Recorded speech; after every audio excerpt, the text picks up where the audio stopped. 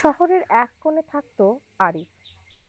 একসময় সে খুব ভালো ছাত্র ছিল, কিন্তু ধীরে ধীরে খারাপ বন্ধুদের সাথে মিশে সব যেন বদলে গেল। ভিডিওটি লাইক করে চ্যানেলটিকে সাবস্ক্রাইব করে নোটিফিকেশন বাটনটাকে অন করে নিন, যাতে ভবিষ্যতে এই ধরনের মূল্যবান ভিডিও আপনি পেতে থাকেন। স্কুল ফাঁকি, মোবাইলে গেম আর রাত জেগে মিনিংলেস সময় নষ্ট, এটাই হয়ে গেল তার জীবন। পরীক্ষার ফল বের হওয়ার দিন সে ফেল করলো। বাড়িতে সবাই হতাশ। বাবা শুধু একটাই কথা বললেন, এটা তোমার শেষ সুযোগ।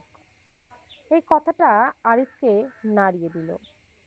সেই রাতে সে প্রথমবারের জন্য নিজের জীবনটা নিয়ে ভাবলো, আমি কি সত্যি এভাবে শেষ হয়ে যাব?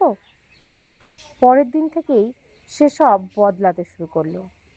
খারাপ বন্ধুদের থেকে দূরে গেল, মোবাইল ব্যবহার কমিয়ে দিল, আর প্রতিদিন 8 থেকে 10 ঘন্টা পড়তে শুরু করলো। শুরুটা খুব কঠিন ছিল, মাথায় কিছু ঢুকতো না, মন বসতো না, কিন্তু সে থামেনি। প্রতিদিন একটু একটু করে সে নিজেকে বদলাতে লাগলো। 1 বছর পর আবার এলো পরীক্ষার দিন। এবার শুধু সে পাসই করলো না, ভালো নম্বর নিয়ে সবাইকে চমকে দিল। যে ছেলেটাকে সবাই নষ্ট বলে ডাকতো, আজ সেই ছেলেটাই সবার ইন্সপিরেশন।